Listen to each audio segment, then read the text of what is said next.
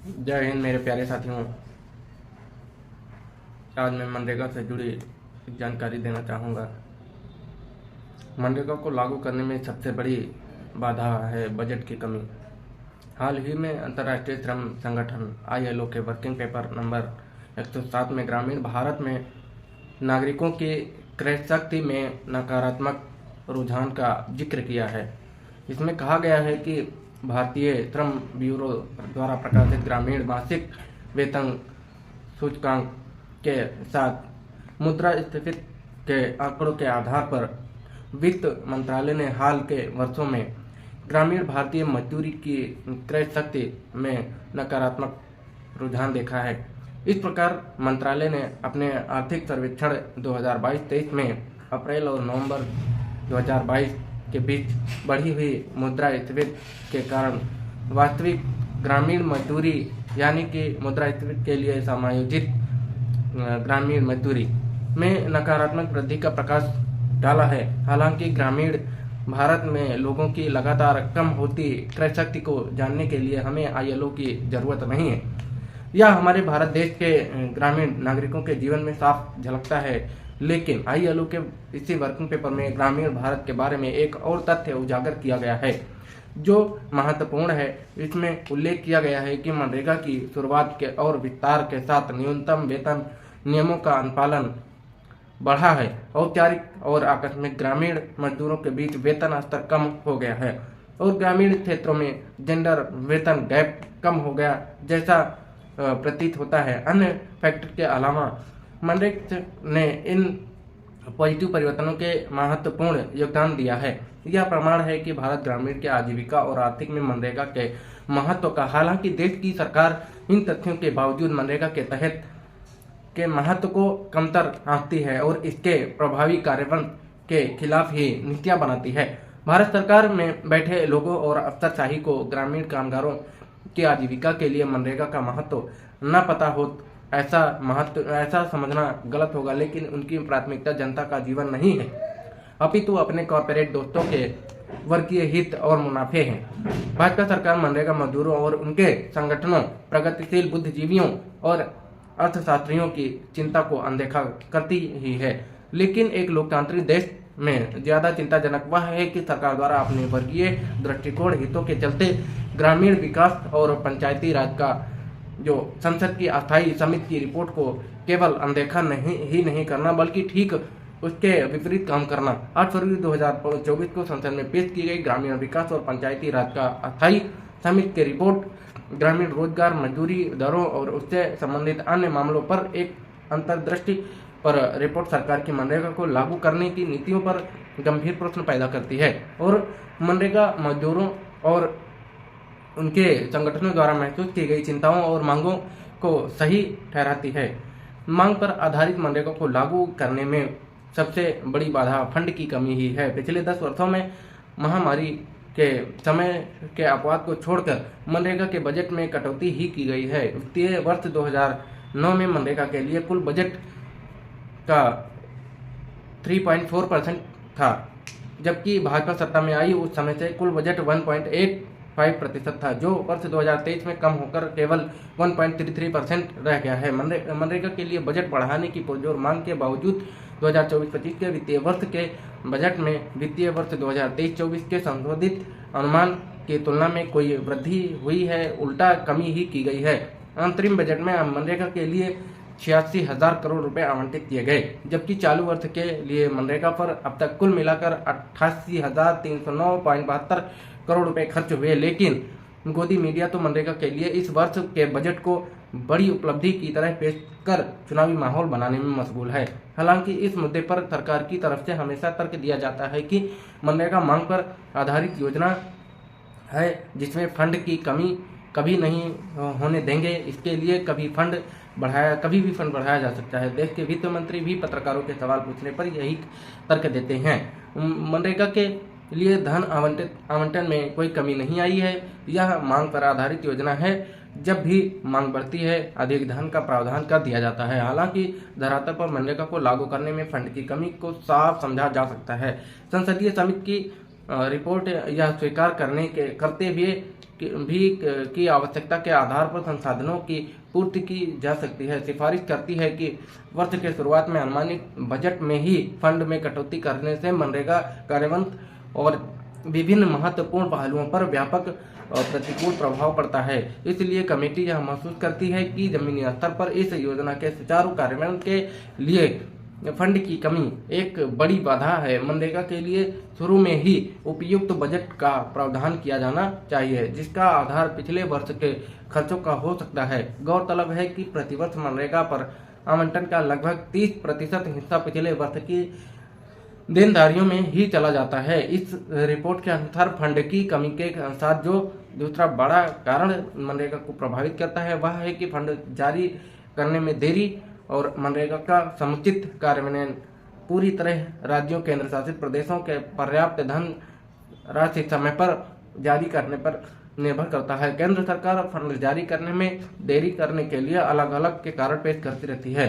कुछ वाजिब भी हो सकते हैं, जैसे कि राज्यों के द्वारा समय पर सूचनाएं मुहैया न करवा पाना या फिर मंत्रालय द्वारा जारी दिशा निर्देश को लागू न कर पाना। हालांकि इसका एक कारण मनरेगा कार्यान्वयन को अत्यधिक केंद्रीकृत करना भी है। खैर, इस बाबत संसदीय कमेटी का आकलन बहुत महत्वपूर्ण है।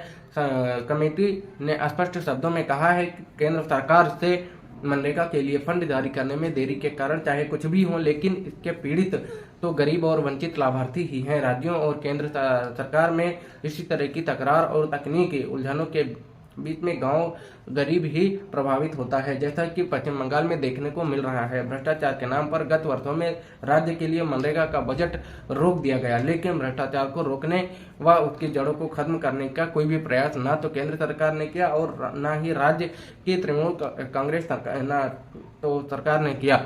सब जानते हैं कि भ्रष्टाचार की जड़ें राजनीति की जमीन में गड़ी हैं, जिसमें भाजपा और तृणमूल दोनों पार्टियों के कार्यकर्ता अपनी अपनी लाभ की खेती करते हैं।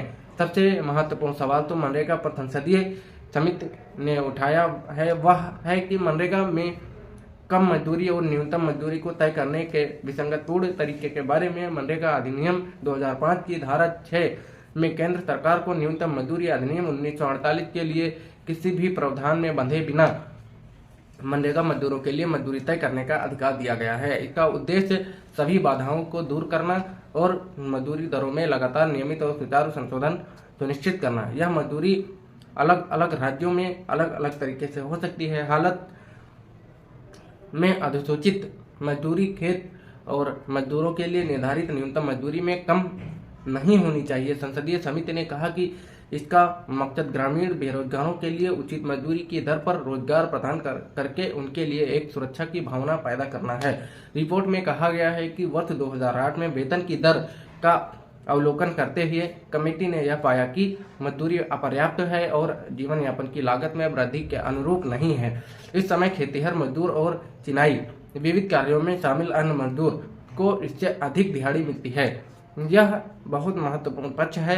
बिना मजदूरी बढ़ाए मनरेगा अपने लक्ष्य को पूरा करने में अक्षम है और मजदूरों को जिंदा रहने लायक दिहाड़ी तो मिलनी ही चाहिए, अन्यथा वह मजदूरी क्यों करेंगे। मजदूरी बढ़ाने की मांग मनरेगा मजदूर और उनके संगठन काफी समय से कर रहे हैं, लेकिन केंद्र सरकार तो मजदूरी वृद्धि के नाम पर केवल रस्म अदायगी करती है और प्रतिवर्ष दिखावे के लिए कुछ रुपयों की बढ़ोतरी कर मजदूरों पर एहसान जताती है। कम मजदूरी का सवाल उठाते हुए संसदीय कमेटी ने एक महत्वपूर्ण मुद्दे को चिन्हित किया है। मनरेगा मजदूरों के संगठन की भी यही मांग कर रहे हैं कि न्यूनतम मजदूरी तय करने के मापदंड बदलने की जरूरत है। केंद्र सरकार खेत मजदूरों के लिए उपभोक्ता मूल्य सूचकांक CPI-AL का प्रयोग करके मजदूरी की दर तय करती है, जिसमें 1 अप्रैल 2009 को मिलने वाली मजदूरी या 100 रुपये जो कि अधिक हो को आधार बनाया गया। कमेटी ने निष्कर्ष निकाला कि 2009 और 10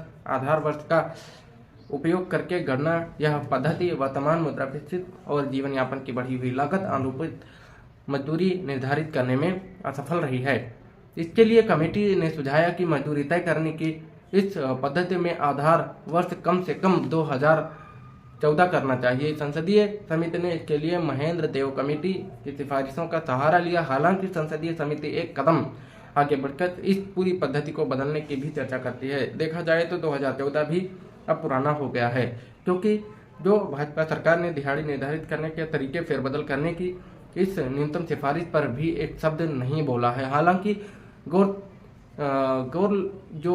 गौरतलब किया जाए, गैर लोकतांत्रिक भाजपा सरकार से आशा भी क्या किया जा सकता है। जैसा कि ऊपर कहा गया कि भाजपा सरकार मनरेगा का केंद्रीयकरण कर रही है। सभी फैसले दिल्ली से तय हो रहे हैं, बिना चर्चा और जमीनी हकीकत समझे। नित्य नए दिशा निर्देश राज्यों को भेजे जा रहे हैं। मनरेगा के कार्यान्वयन में एक लचीलापन था, जिसके चलते राज्य सरकारें अपनी परिस्थितियों के अनुसार इसे लागू करती थी। पिछले 5 वर्षों में राज्य की पंचायतों की भागीदारी लगभग खत्म कर दी गई। इसके इतने मनरेगा को प्रभावी ढंग से लागू करने के लिए इसका केंद्रीकरण करने की ज्यादा जरूरत है, जिसमें पंचायतों की निर्णायक भूमिका यह सब किया जा सकता और किया जा रहा है। भ्रष्टाचार को नियंत्रित करने के नाम पर जैसे राज्यों और पंचायती स्तर पर सभी बेईमान जनता और सभी ईमानदार केवल दिल्ली सरकार और मंत्रालय में हैं। पिछले दशक में एक और चिंताजनक प्रचलन भाजपा सरकार ने स्थापित किया है। मनरेगा को लागू करने और इसकी मॉनिटरिंग के लिए तकनीक का अत्यधिक उपयोग किया जा रहा है। उन्नत तकनीक का इस्तेमाल करने के बिल्कुल बजाय और जरूरी है, लेकिन तकनीक के सामने इंसान हो ही दोयम बना देना वाजिब नहीं है। यह भी केंद्रीयकरण को भी बढ़ावा दे रहा है। निचले स्तर के अनुभवों को दरकिनार कर निर्णय लेने में पंचायतों और जिला प्रशासन के बिना भागीदारी के केवल केंद्र से तकनीक थोपी जा रही है। एनएमएस ने दिन में 2 बार जियो टैग, ऑनलाइन हाजिरी और आधार बेस्ड पेमेंट सिस्टम, इसी समझ की पराकाष्ठा पर इन सब निर्णयों का मजदूरों और प्रभावित जो प्रभावकुल हो रहे ग्रामीण विकास विभाग और मंत्रालय के आंतरिक बैठकों में ऑनलाइन हाजिरी पर गहरे सवाल उठाए गए। आश्वासन देने के बावजूद इसे लागू किया जा रहा है। अब एबीपीएस का मजदूरों पर सीधा प्रभाव हुआ।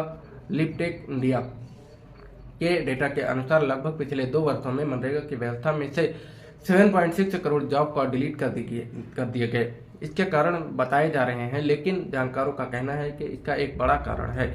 एबीपीएस के अनुसार राज्यों में सभी मजदूरों के जॉब कार्ड को इसके लिए योग्य बनाने के लक्ष्य को पूरा करने के दबाव के चलते बड़ी संख्या में जॉब कार्ड ही काट दिए गए हैं। भ्रष्टाचार के लड़ने की सरकारों की मंशा को समझने के लिए पंचायतों में सोशल ऑडिट की स्थिति का जायजा लेना जरूरी है। इस मोर्चे पर सोशल ऑडिट जो सबसे महत्वपूर्ण हथियार है, जहां काम का सामाजिक परीक्षण होता है। सोशल ऑडिट की रिपोर्ट सार्वजनिक होती है। भ्रष्टाचार से लड़ने के नाम पर पूरी मनरेगा को ही संकट में डालने वाली सरकार और राजनीतिक पार्टियां सोशल ऑडिट से डरती हैं। सोशल ऑडिट की टीम सदस्यों पर हमलों की खबरें आम हैं। उनको डराया जाता है, गलत रिपोर्ट तैयार करने के लिए दबाव बनाया जाता है, लेकिन सबसे आसान तरीका सोशल ऑडिट होने ही न देना। इसके लिए आसान तरीका है बजट उपलब्ध न करवाना। संसद की समिति ने भी सोशल ऑडिट के लिए बजट की कमी पर गहरी चिंता व्यक्त की है।